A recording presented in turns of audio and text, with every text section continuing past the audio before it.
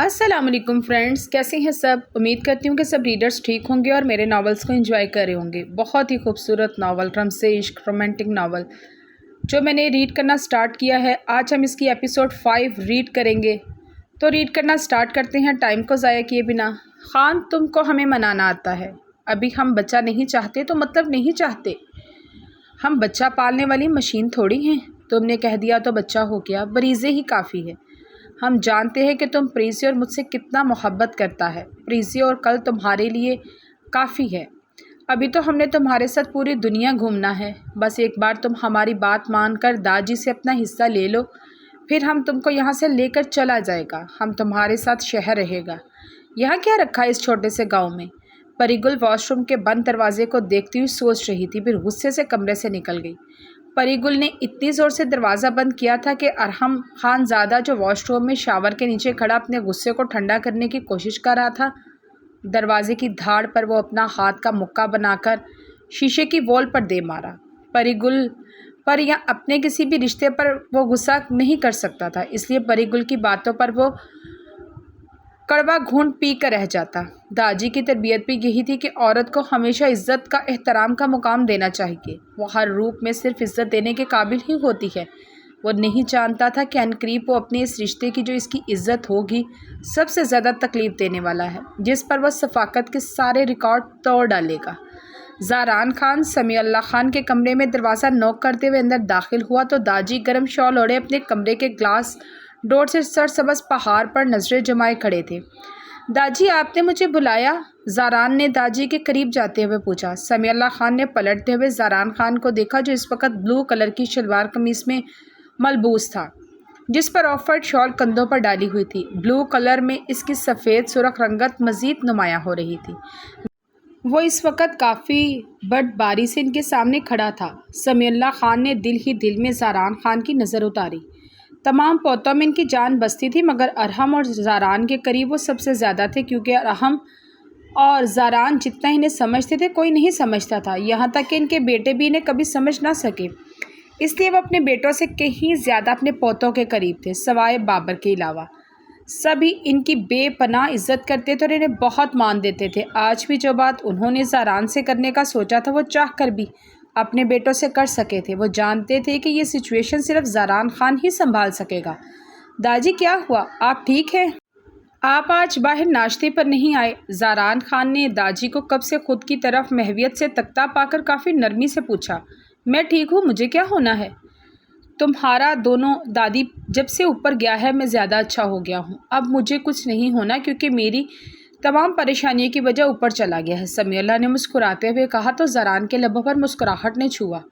داجی کی طبیعت جتنی سخت تھی اتنے ہی نرم تھے۔ وہ یہ بھی جانتا تھا کہ وہ اپنی پہلی بیوی کو بہت یاد کرتے تھے، جن سے ان کی کوئی بھی اولاد نہ تھی، لیکن پھر بھی وہ آخر تک ان کی بہت عزت کرتے تھے اور بہت محبت۔ بیٹھو، داجی نے زاران خان کو کمرے میں پڑے ہوئے صوفے پر بیٹھنے کا اشارہ کیا۔ زاران خان نے صوفے پر بیٹھتے ہوئے داجی کو غور سے دیکھا، جو اب کافی سنجیدہ ہو چکے تھے۔ داجی اس سے فاصلے پر صوفے پر بیٹھ گئے۔ زاران، جب سے تمہاری پھپھو کا انتقال ہوا ہے تب سے میرا دل بہت ڈر گیا ہے۔ سمیع اللہ خان کے لہجے میں کافی اضطراب تھا۔ کیا ہوا داجی؟ کس بات کا ڈر ہے آپ کو؟ زاران خان نے ان کے گھٹنے پر ہاتھ رکھا۔ زاران، مجھے زہلے کی بہت فکر ہو رہی ہے، میں اسے اپنی زندگی میں ملنا چاہتا ہوں، برسوں سے اپنے دل پر پتھر رکھا ہوا ہے، مگر جب سے اس مارے کا انتقال ہوا ہے مجھے لگتا ہے کہ جیسے میں زہلے کو ہمیشہ کے لیے کھو دوں گا، مگر اسے دیکھے بغیر اس دنیا سے نہ چلا جاؤں۔ سمیع اللہ کی بات پر زاران خان تڑپ اٹھا۔ کیسی باتیں کر رہے ہیں داجی، آپ کو کچھ نہیں ہوگا، آپ بہت لمبی عمر پائیں گے۔ زاران خان کی بات پر مسکرائے۔ زاران، تمہارے بابا اور تایا زہلے کا نام بھی سننا پسند نہیں کرتے تھے، اس لیے میں تم سے یہ سب کہہ رہا ہوں۔ میں بھی زیلے سے بہت خفا رہا، مگر میں نے ہمیشہ اسے یاد کیا ہے، وہ میری سب سے چھوٹی بیٹی تھی، تمہاری بڑی دادی کی بھی لاڈلی تھی۔ اسے پڑھنے کا بہت شوق تھا، اسی لیے ہم نے اسے یونیورسٹی میں داخلہ کروایا، مگر اس نے اپنی مرضی سے نکاح کر لیا۔ جب مجھے پتہ چلا تو میں نے تمہارے تایا اور تمہارے بابا کی بہت مخالفت کے باوجود اس کا دوبارہ سے نکاح ادھر حویلی سے کر کے ہمیشہ کے لیے رخصت کر ڈالا۔ پھر بس کا پتہ نہیں تھا، بہت ٹائم گزر گیا، پر اعتماد اس نے توڑ دیا۔ از مارے کے مرنے کے بعد جب ہم نے زہلے کو معاف کر دیا، میں چاہتا ہوں کہ تم زہلے کا پتہ کرو وہ کہاں ہے۔ میں بس ملنا چاہتا ہوں، اس کا حق اپنی زندگی میں سے دینا چاہتا ہوں، ورنہ ہم کیا منہ دکھائے گا خدا کو؟ سمیع اللہ خان کا لہجہ نرم ہوا۔ زنان خان نے ان کے گھٹنے پر نرمی سے ہاتھ رکھا۔ فکر نہ کرے داجی، میں زہلے پھپھو کا پتہ لگا لوں گا۔ آپ کا فیصلہ بہت اچھا ہے، فکر نہ کریں، میں بابا جان اور چچا جان سے بھی بات کروں گا۔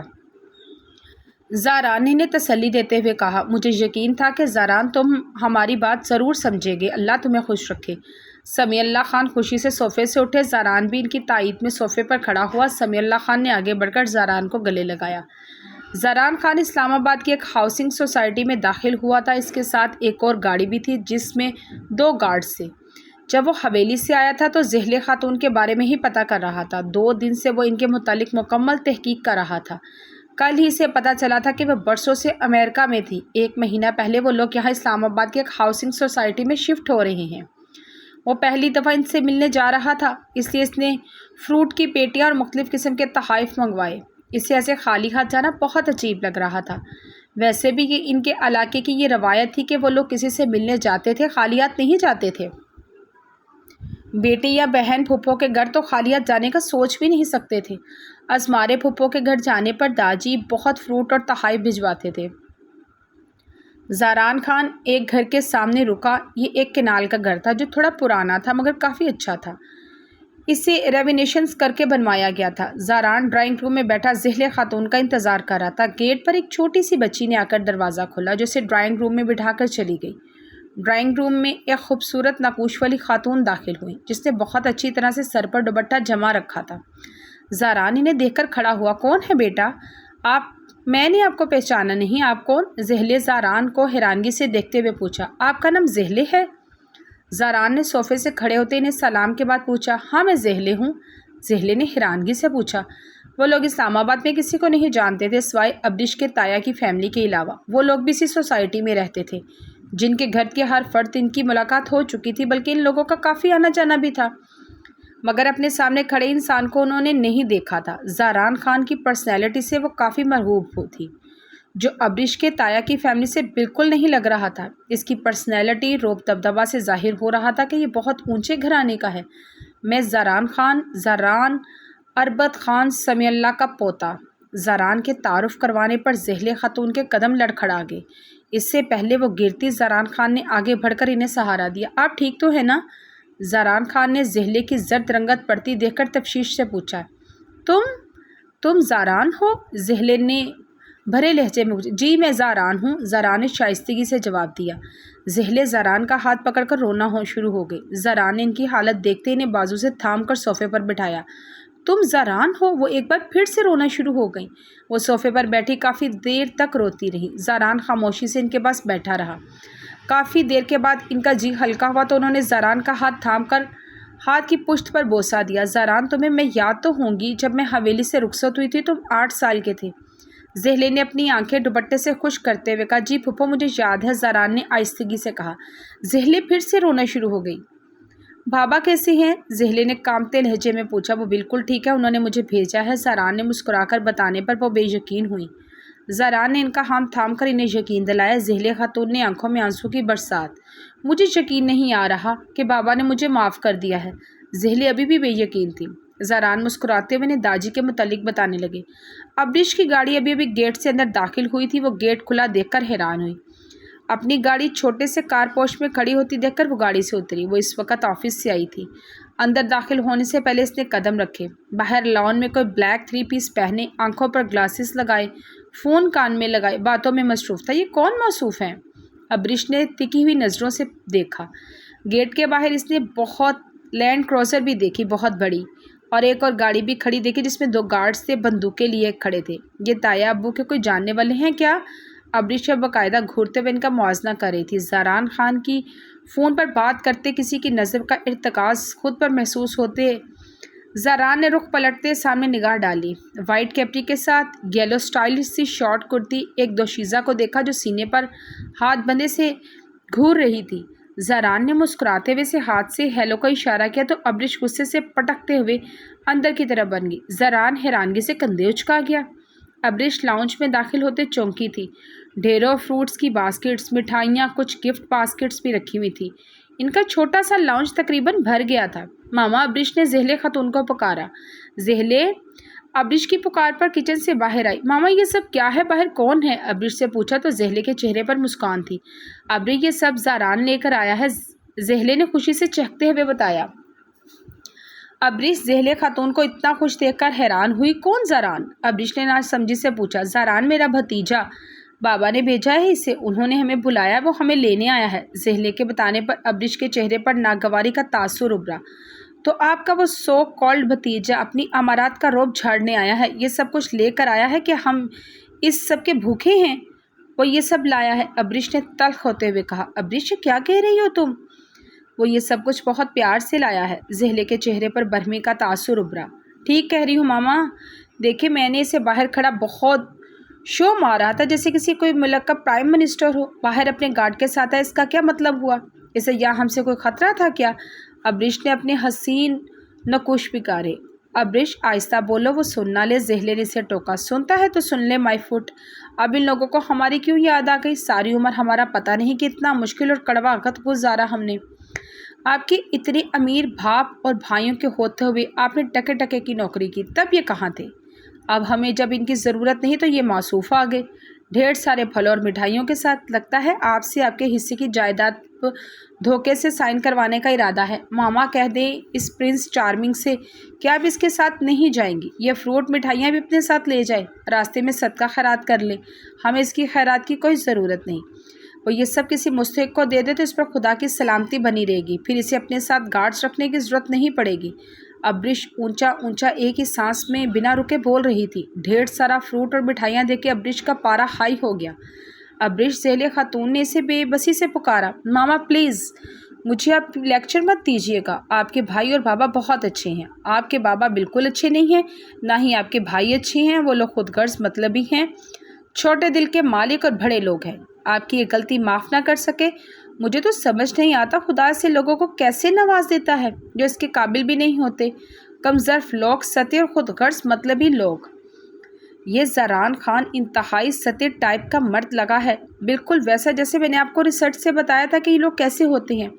کیا کہتی تھی آپ؟ یہ لوگ عورتوں کو بہت عزت دیتے ہیں، باہر جس طرح مجھے گھور رہا تھا اندازہ ہو گیا تھا کتنی عزت دیتے ہیں یہ لوگ۔ اپنے گھر کی عورت کو پردہ کرواتے ہیں مگر باہر کی عورتوں کو اوپر سے نیچے تک اپنی غلیظ نگاہوں سے گھورنا اپنا حق سمجھتے ہیں۔ ابریش کو اس کی نظریں یاد تھیں جو اس نے اسے اوپر سے نیچے تک ڈال لی تھی۔ پہلے اس کا اگنور کرنا گرا گزرا، پھر اس کا دیکھنا سخت ناگوار گزرا۔ جو بھی تھا اسے زاران خان ایک آنکھ نہ بھایا۔ اب تو بتاتی تھی کہ آپ کے بھائی اور بابا بہت بہادر ہیں، آپ کے علاقے کے لوگ بہت بہادر ہیں، مگر یہ موصوف تو بہت ڈرپوک واضح ہوئے، اپنے ساتھ گارڈز لے آئے ہیں۔ ابریش نے غصے سے بولتے ہوئے زہلے خاتون کو دیکھا جو سرخ رنگت کے ساتھ داخلی دروازے کی نگاہ کیے سانس روکے کھڑی تھی۔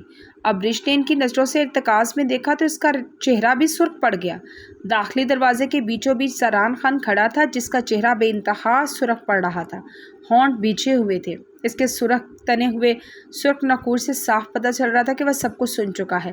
زاران بیٹا اندر آؤ، کیوں رک گئے؟ زہلے شرمندگی سے بولی۔ ابریش رخ موڑ کر کھڑی ہو گئی، سامنے کھڑے انسان کے ایکسپریشن دیکھ کر ایک لمحے کے لیے اس کے دل کی دھڑکن مدھول ہوئی، دوسرے لمحے وہ نارمل ہو گئی۔ اسے اس کی کیا پرواہ، وہ کچھ بھی سوچے کچھ بھی محسوس کرے، بھلا اس کی جان کو کیا پرواہ۔ زاران اپنے تاثرات پر قابو پاتے اندر داخل ہوا۔ زاران بیٹا تم بیٹھو، میں تمہارے لیے کچھ پینے کو لاتی ہوں۔ زہلے کو سمجھ نہیں آیا کہ اپنی خفت مٹانے کو کچن کی طرف چل پڑی۔ ابریش زاران کو ایک نظر دیکھتے سے نظر انداز کرتے آگے کی جانب بڑھی، مگر اگلے ہی لمحے اس کی وحشی گرفت میں اپنی کلائی دیکھ کر ابریش کی آنکھیں خطرناک حد تک کھل گئیں۔ وہ پھٹی پھٹی نگاہوں سے اسے دیکھ رہی تھی جس میں اس کی کلائی کو اتنی زور سے جھٹکا دیا کہ اس کے سینے کے ساتھ آ لگی۔ ابریش کا رنگ سرخ پڑ گیا۔ یہ پہلی دفعہ تھا کہ وہ کسی مرد کے اتنے قریب ہوئی۔ امریکہ جیسے ملک میں وہ اس نے کسی کو اتنے قریب نہیں آنے دیا، لیکن اس کی کلائی جھٹکے سے کھینچنے پر وہ جس طرح اس کے سینے کے ساتھ لگی ابریش کو خفت میں مبتلا کر گئی، مگر مقابل کے اندازہ نہ تھا کہ وہ کس پوزیشن میں اس کے سینے کے ساتھ ٹچ ہوئی ہے، کیونکہ اس کی آنکھوں میں غصے کی شدید لہر دکھائی دے رہی تھی جس سے اس کا سنجیدہ چہرہ مزید سنجیدہ ہو چکا تھا۔ باہر لاؤن میں اس کے چہرے پر سرخی تھی، مگر یہاں تو اس کی آنکھوں میں بھی سرخی کا عنصر شامل تھا۔ اس نے اس سے پہلے کبھی کسی مرد کو سرخ آنکھیں نہیں دیکھی تھی۔ زندگی میں پہلی بار ابریش کو کسی سے خوف محسوس ہوا تھا۔ ہیلو، یو ٹچ می، آپ کی ہمت بھی کیسے ہوئی مجھے چھونے کی؟ ابریش نے غصے سے بولتے ہوئے اپنی کلائی کی گرفت سے کھینچی۔ زران خان زادہ نے پہلے بھی اپنی گرفت مضبوط کرتے ہوئے اسے قریب کیا۔ اس بار ابریش نے اپنے دونوں ہاتھ اس کے سینے پر جماتے ہوئے اپنے اس کے درمیان فاصلہ قائم کیا۔ تم جتنی بدتمیز ہو، تمہارے منہ سے آپ سن کر میں حیران ہوا ہوں۔ زران طنزیہ مسکرایا۔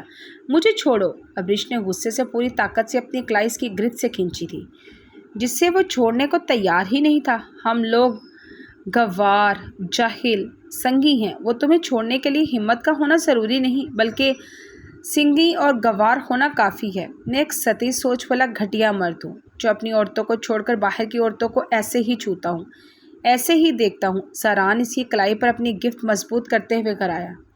ابریش اس کی بدتمیزی پر بے یقینی سے اسے آنکھیں پھاڑے دیکھ رہی تھی۔ اسے یقین نہیں آ رہا تھا کہ کوئی کیسے پہلی ملاقات میں اتنا بدتمیز اور اسٹریٹ فارورڈ ہو سکتا ہے، وہ بھی کسی لڑکی کے ساتھ کوئی کیسے اتنا جاہلانہ طریقے سے پیش آ سکتا ہے۔ وہ جو اس کے متعلق سوچ رہی تھی وہ ایک بات ثابت کر چکا تھا۔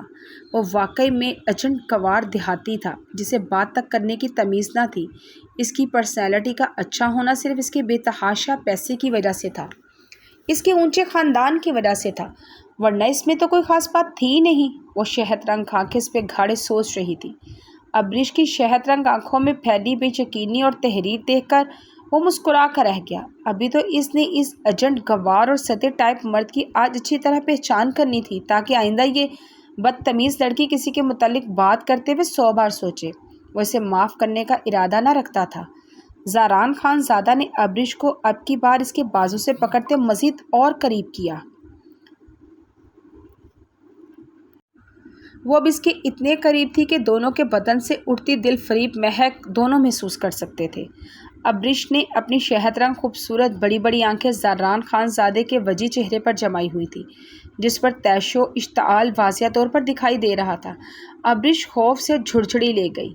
وہ اس کی آنکھوں میں چھائی اپنے لیے ایک ناگواری ڈھیر ساری ناپسندگی محسوس کر چکا تھا۔ وہ بھی اس کے لیے بولے گئے اپنے لفظوں پر مزید اپنا یقین پختہ کر چکی تھی، مگر زران خان زادہ اپنا بطلہ پورے کیے بغیر کسی کو اتنی آسانی سے معاف نہیں کرتا تھا۔ یہی اس کی فطرت تھی۔ زران نے اس کی بڑی بڑی آنکھوں میں پھیلے استجاب کو نظر انداز کرتے ہوئے اپنے مزید قریب کیا۔ وہ اب اس کے اتنی قریب تھی کہ وہ مزید اس کو جھٹکا دیتا تو ابریش کے لب اس کی گردن کو ٹکرا جاتے۔ ابریش کی آنکھیں مزید کھل گئیں۔ وہ اس کی گرفت میں اب ہل بھی نہیں پا رہی تھی۔ اس سے پہلے کہ وہ اس کی بدتمیزی پر اس کے 14 طبق روشن کرتی، زران خان زادہ کی سور پھونکتی دہشت ناک آواز اس کے کانوں سے ٹکرائی۔ باہر کی عورت میں دیکھنے کے لیے کچھ خاص ہونا چاہیے۔ تمہیں خدا نے حسن کی دولت سے مالا مال کیا ہے۔ زران خان زادہ اس کے بدن پر اپنی گہری نظریں جمائے بولا۔ ابریش اس کی نگاہوں کا مرکز محسوس کر کے کان کی لوؤں تک سرخ پڑی تھی۔ تمہارے پاس حسن کی کمی نہیں ہے، جو تمہارے پاس ہے تم اس کی بھرپور نمائش کرنا بھی جانتی ہو۔ تمہیں کیسے کوئی مرد بنا دیکھے چھوڑے گا؟ ہاں بولو، جواب دو۔ زران ابھی بھی اس کی بدن کا اپنی شعلہ بار نگاہوں کے گرفت میں تھا۔ اس کا بازو بھی ابھی اس کی وحشی گرفت میں تھا۔ اس نے ایک بار بھی ابریش کے چہرے پر نظر نہیں ڈالی تھی۔ یہی بات ابریش کے لیے کافی انسلٹ تھی۔ وہ اس کو خوبصورت کیوں کہہ رہا تھا؟ ابریش کو اچھی طرح اندازہ ہو چکا تھا۔ ابریش کو آج پہلی دفعہ اپنے حلیے پر شرم آئی تھی۔ تم نے میرے بارے میں جو کہا مجھے فرق نہیں پڑا، کیونکہ تم جیسی لڑکی کی میرے نزدیک کوئی اہمیت نہیں جسے بات کرنے کی تمیز نہ ہو، مگر تم نے میرے گھر والوں کے بارے میں جو کہا وہ میں برداشت نہیں کر سکتا۔ یہ ان لوگوں کی تربیت ہے۔ میں تمہیں فضول باتیں سن کر بھی یہاں پر موجود ہوں، کیونکہ میں بڑوں کی عزت کرنا جانتا ہوں۔ میں صرف زہل پھپھو کی وجہ سے یہاں پر رکا ہوا ہوں۔ زران نے ایک جھٹکے میں اس کو چھوڑ دیا۔ تمہاری تربیت میں نے تمہاری آنکھوں میں دیکھ لی ہے۔ تمہارا لب و لہجہ بھی چیخ چیخ کر بتا رہا ہے کہ تمہاری تربیت اصل میں کس انداز میں ہوئی ہے۔ جس طرح تم عورتوں کو دیکھتے ہو، اس سے یہ بھی پتہ چلا کہ تم کہاں سے بلانگ کرتے ہو۔ تمہیں بات کرنے کی تمیز تو دور کی بات، تمہیں دیکھنے کی بھی تمیز نہیں۔ ابریش نے اس کی آنکھوں میں دیکھتے ہوئے جوابی کارروائی کرتے اپنا حساب برابر کیا۔ اس کی آج تک کسی نے اتنی انسلٹ نہیں کی تھی جتنے سامنے کھڑے اس انسان نے 2 منٹ میں کر دی۔ وہ توہین و خجالت کے مارے بڑبڑا جل رہی تھی۔ اب کی بار ابریش نے اسے آگ کہنے سے گریز کیا۔ ویسے بھی اس کے نزدیکی انسان عزت کے قابل نہیں تھا۔ تم نے جس طرح کی ڈریسنگ کر رکھی ہے تمہیں لگتا ہے کہ تمہارے لیے میری نظروں میں عزت ہونی چاہیے؟ اس نے تنزیہ نگاہ اس کی باریک سی شرٹ پر ڈالی جس میں اس کے بدن کی رنائیاں کچھ حد تک واضح ہو رہی تھیں۔